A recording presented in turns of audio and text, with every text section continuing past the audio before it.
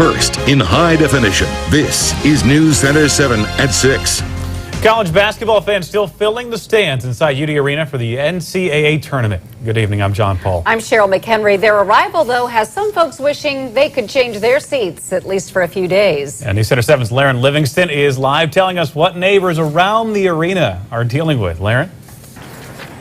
John, these cones here and my buddy Randall have been posted here at Harriet and Edwin C pretty much all week long, just trying to keep all of this non-residential traffic out of the neighborhoods. And some of the residents we talked to here have pretty much resigned themselves to that old mentality. If you can't beat them, join them. It's hectic. Hectic would be an understatement.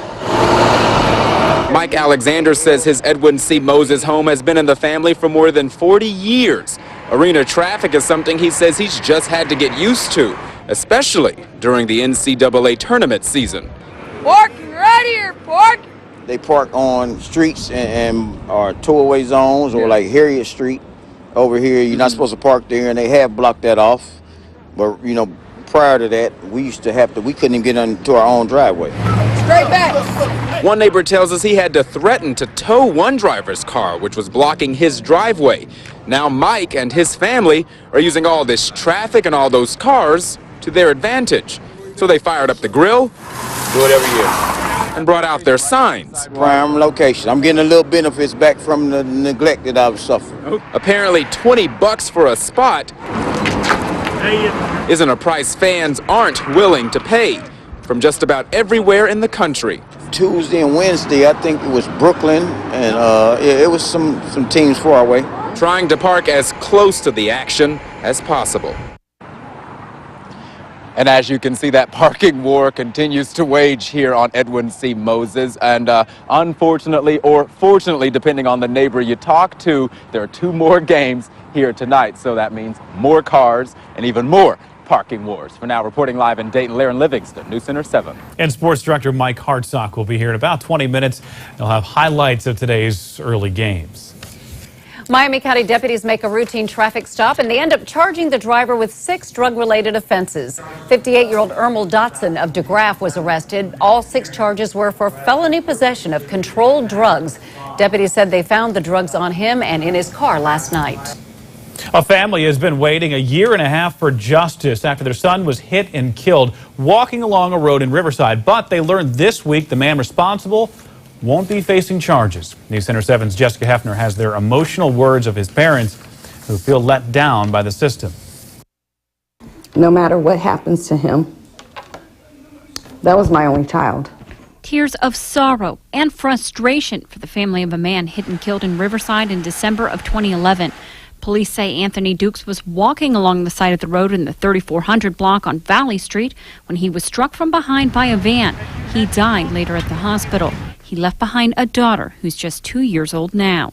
For as little as she is, to still have memories of him and still talk about him. I mean, we keep pictures of him all over because we don't want her to forget him. The family learned this week the man accused of killing Anthony won't be facing charges. A grand jury considered the evidence against Richard Hopkins and returned a no bill. The prosecutor's office tells me unless new evidence is discovered in the case, Hopkins will remain out of jail. It's bewildering for Anthony's family. And somebody has to be at fault, whether he was on the shoulder or not. It's either the man ran off the road, which are the reports that we have, and the report that we have sitting in front of us, the man ran off the road and hit him. No matter what happens, even if it's nothing, it's not going to bring Anthony back.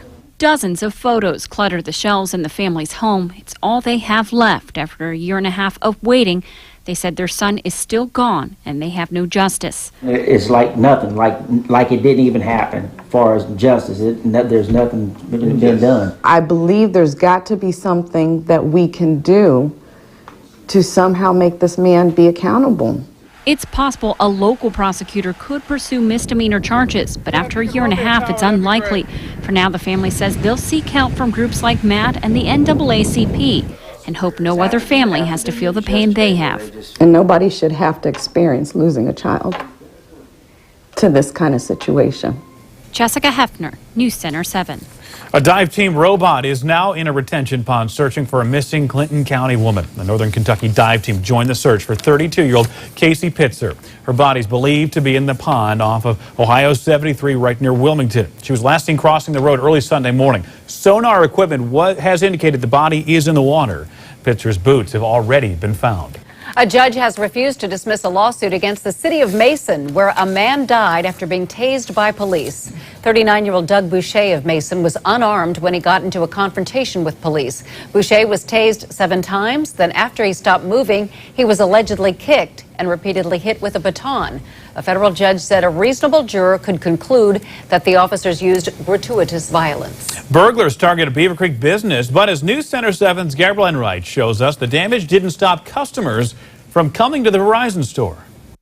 This place is open for business, but all you have to do is look at the door and it's clear something happened here. A board is now part of the front door at this Verizon store near the Fairfield Commons Mall. 2 men broke the door during an early morning burglary. It's a shame. Customer Chris Fuller heard about the crime and told me, unfortunately, it's way too common. I just think there's people out there that work hard for their money, and then you got certain individuals that come do things like this. And what they did was use a block of concrete to shatter the glass door. They crawled inside and grabbed some cell phones and tablets. Well, I was shocked that it would happen here. That's because the store sits on a busy road right next to the mall. But at 2 a.m., no one reported anything strange to police. Officers did tell us one of the men was wearing a skull mask, but that's the only description of the burglars they have right now. You can see the surveillance cameras here. Police say they're working to get surveillance video, and when they do, they're going to show it to us. In Beaver Creek, Gabrielle Enright, News Center 7. The Darke County Sheriff's Office is getting ready for a big fundraiser to help their volunteers. It's the Sheriff's Patrol Home and Sports Show in Greenville. This afternoon, deputies set up their display at the Darke County Fairgrounds. It's the 51st year for the fundraiser. Help provide equipment and uniforms for the volunteer unit of the Sheriff's Department. The show opens this evening, continues on Saturday and Sunday. It is free and open to the public. Oh, this is a day that one young basketball fan from Richmond will never forget. Some very caring people in the Dayton community made sure of that. They gave a girl in need of a life-saving transplant the thrill of a lifetime. Here's the official tickets, so there's your seats. Tickets to a Hoosier basketball game for a girl who's been playing the waiting game. Yeah, I'm super excited. I've always wanted to go to an IU game. 15-year-old Rebecca Sturmer has cystic fibrosis, and she's waiting for a double lung transplant. Her mom says it's been a rough couple of years. It's the best medicine for her and me, just to see her basketball. She loves basketball. Rebecca and her mom got to have pictures taken with the IU band. Say hi to the camera. This is for Rebecca. Shop for IU merchandise. And if you're size 15, we got the shoe there. And meet the friendly IU cheerleaders. Hi, I'm Molly. Nice to meet you. But this special wish wouldn't have been possible without some very nice people on this side of the state line.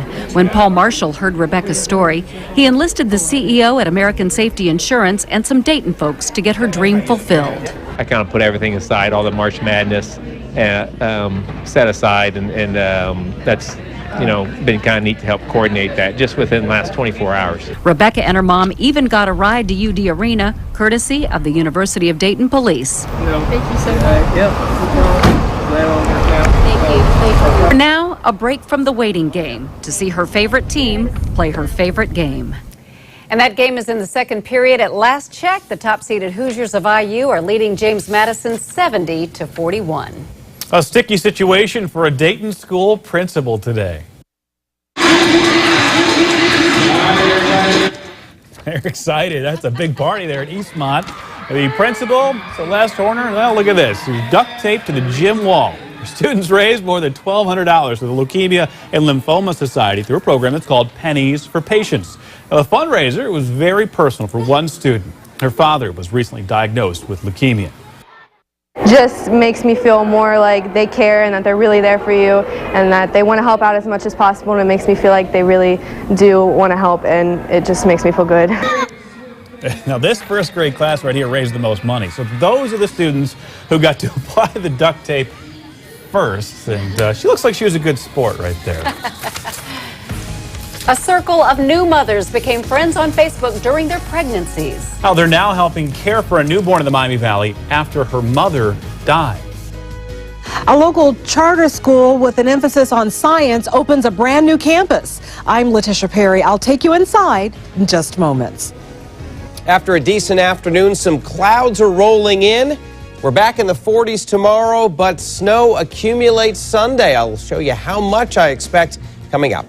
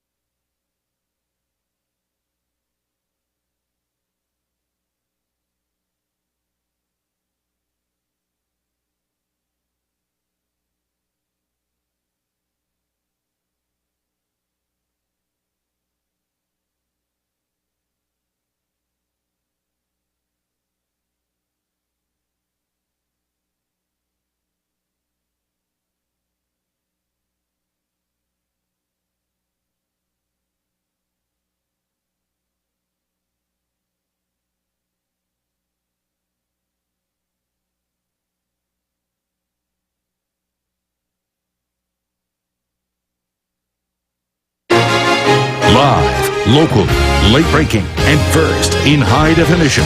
This is News Center 7.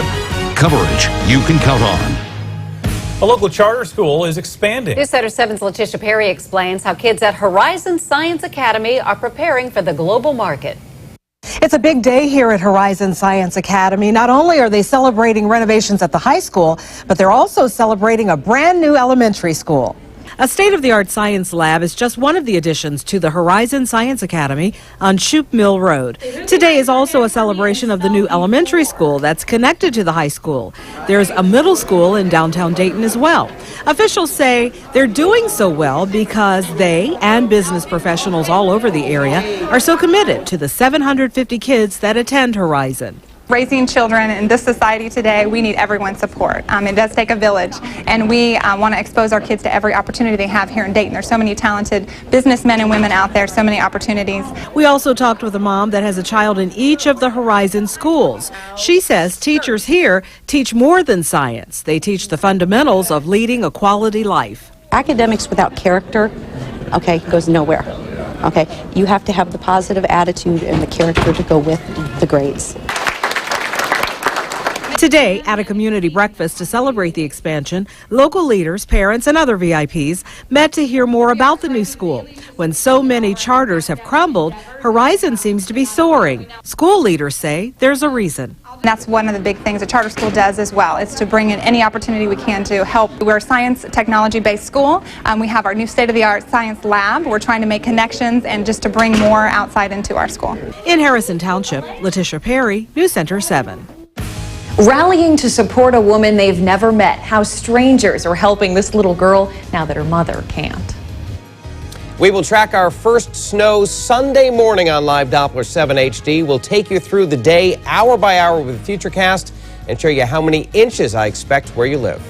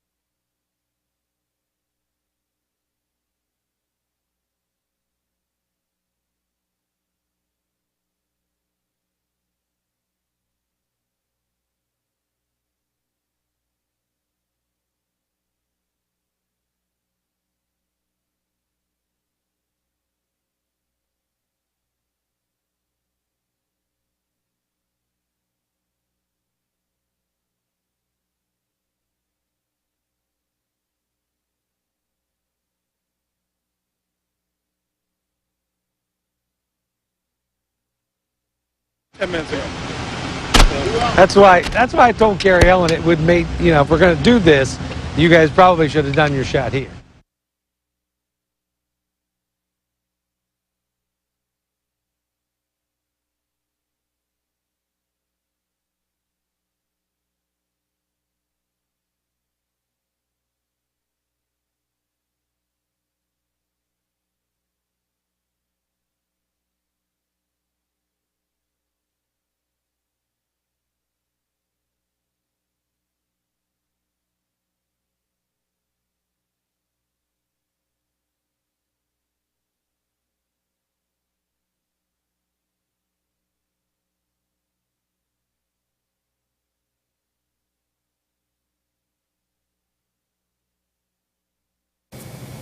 It's a testament to the power of love and social media. People who never met a Greenville Township woman are helping her daughter now that the mother can't. Newsletter 7's Kate Bartley explains how they're giving a part of themselves.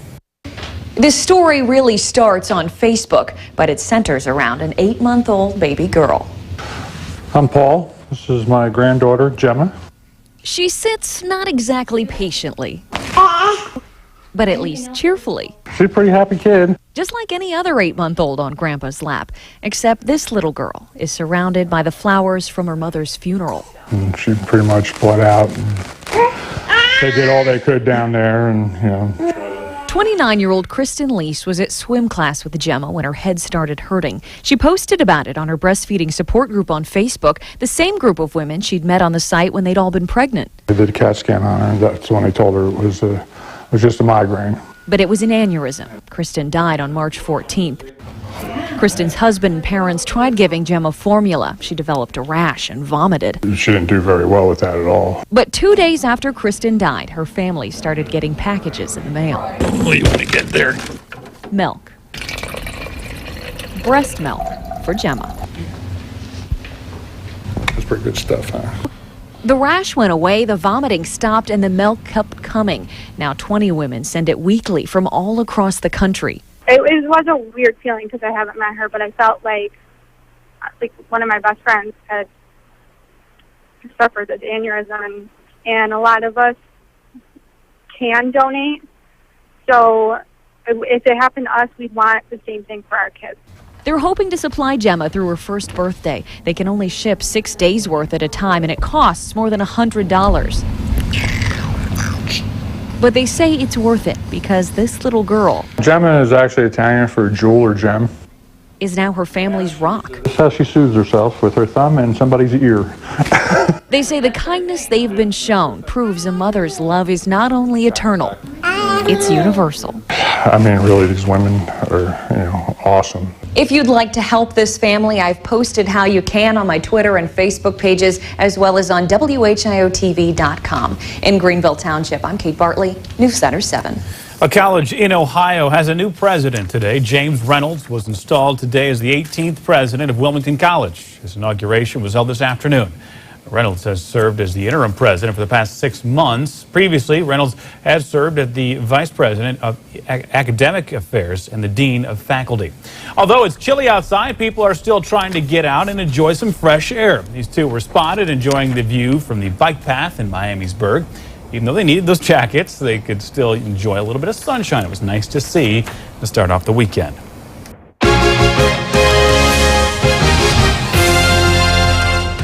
Well, due to this Facebook post, I'm feeling a little extra pressure on the forecast for this weekend. Everybody's been having a lot of fun with the groundhog lately. There you go. So, hope I can live up to the standards that have been set forth with that photo. Winter storm watch Sunday into Monday. It's actually through Monday afternoon for all but Warren and Clinton counties, where we may get some rain mixing in that may keep accumulations down just a bit. By the way, the criteria is 4 inches or more of snow in a 24-hour period and 6 inches across the north. Kind of gives you an idea of where we may be headed with snowfall amounts, but I will have some numbers for you specifically coming up in just a moment. Some high clouds have moved in, and we'll see these through the night, thicker overnight into tomorrow morning. But tomorrow afternoon, a lot of sun on the way once again, and we'll probably end up a couple degrees higher than we did today. 42, still 10 degrees below average, but the cool chilly air is going to stick around for a while, especially if we can put some snow on the ground, which we are going to do. Still above 40 in Dayton and Centerville at 43. Tip City's at 40. Wright, Pat, and Xenia both at 41. Across the rest of the area, everybody still pretty close to 40, with a few spots as low as 39, Bell Fountain included, and we'll drop down through the 30s this evening. So the thicker clouds still off to the southwest, and this is just a band of high clouds that has developed, and we may actually see them thin out a bit this evening.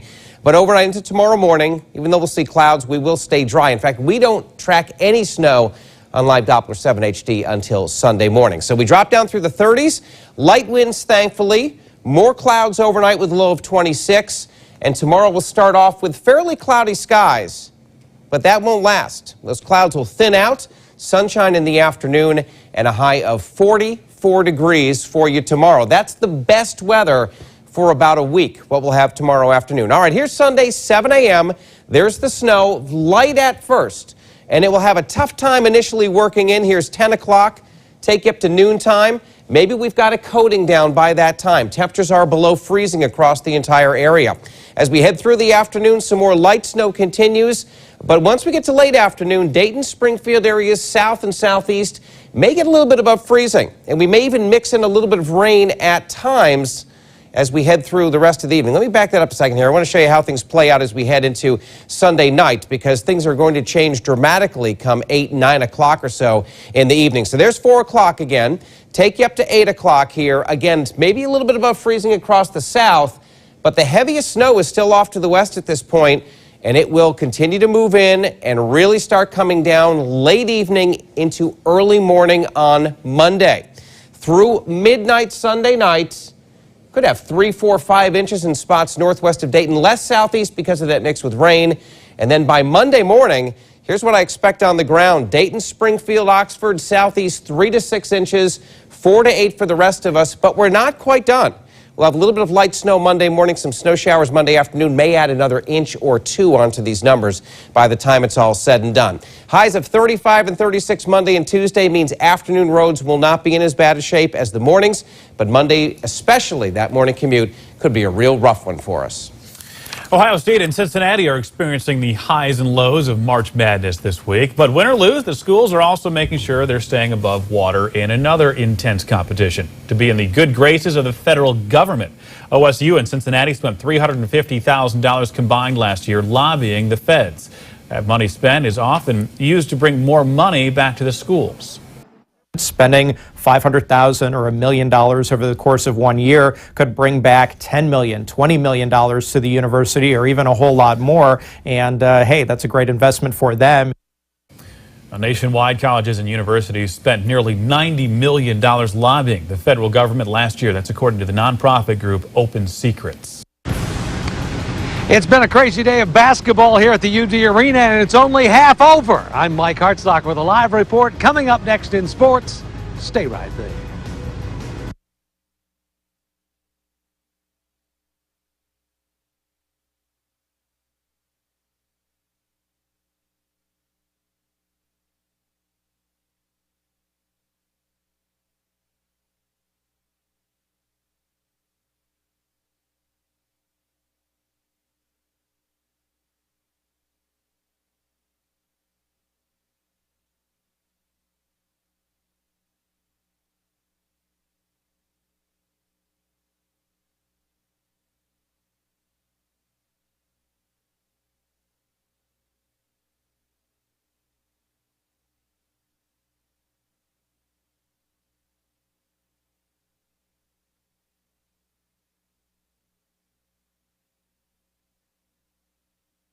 Out yesterday.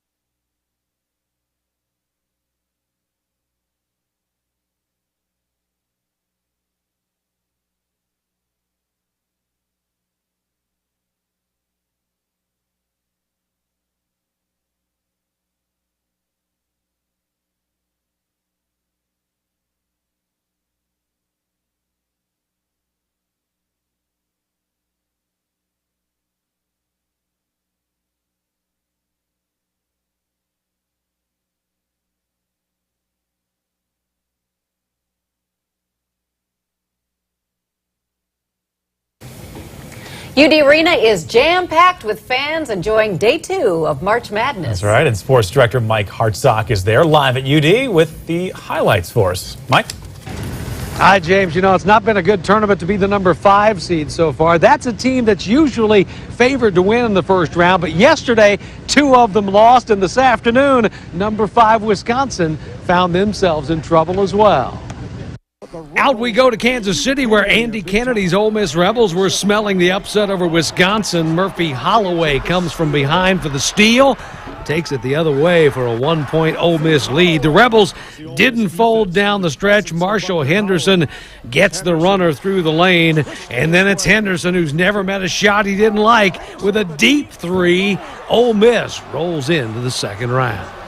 Meanwhile, the Bearcats the underdog against Creighton this afternoon, but check out Shaquille Thomas with the monster putback dunk. Creighton, though, gets a lot from the coach's kid. Doug McDermott led the way with 27 points for the Blue Jays. Cincy, though, still had a shot to send it to overtime, but Sean Kilpatrick's 3 goes halfway down and pops out. UC is one and done. Checking out the afternoon finals, Albany hung around with Duke before bowing out. Here at the arena, Temple takes out NC State in the 8-9 game. It was an afternoon of upsets in Kansas City. Ole Miss will now get LaSalle as the Explorers knock off number 4 Kansas State. In the East region, number 2 Miami pounds Pacific, and Creighton sends the Bearcats home from Philadelphia. Up in Columbus, Troy Christian made a first-ever trip to the Division IV Final Four today. Spencer Thomas knocks down a 3 against Cleveland St. Joe's. The Eagles playing catch-up, though, all day in this one. Nathan Kilpatrick takes it off the dribble, then off the glass, and then later Holden Varvel blows by the defense for an easy 2 points, but this one was far from easy. Men among boys, St. Joe's with some of the state's top talent at any level. The Vikings cruise to a 67-36 win. Still a nice season for Troy Christian. They finished 26-3. Okay, so right now you've got Indiana fans coming out of the arena after the afternoon session. That line behind me, Buckeyes fans and everybody else waiting to go in for the nighttime doubleheader. Ohio State plays right here on Channel 7 at 7:15. That's going to do it for now. Live from the UD Arena, I'm Mike Hartsock.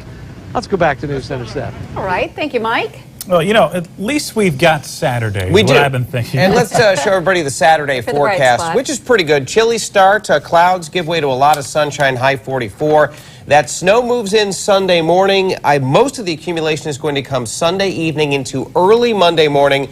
When you wake up Monday, this is what I expect. We'll see a little bit more on top of that during the day on Monday. Monday morning's commute is going to be potentially really bad. Well, what are you going to do? Jamie, thanks. That's your 6 o'clock report for this Friday, March 22nd. We'll see you tonight after the game. And if you missed any of our top stories, an encore at 6:30 on 372. Good night.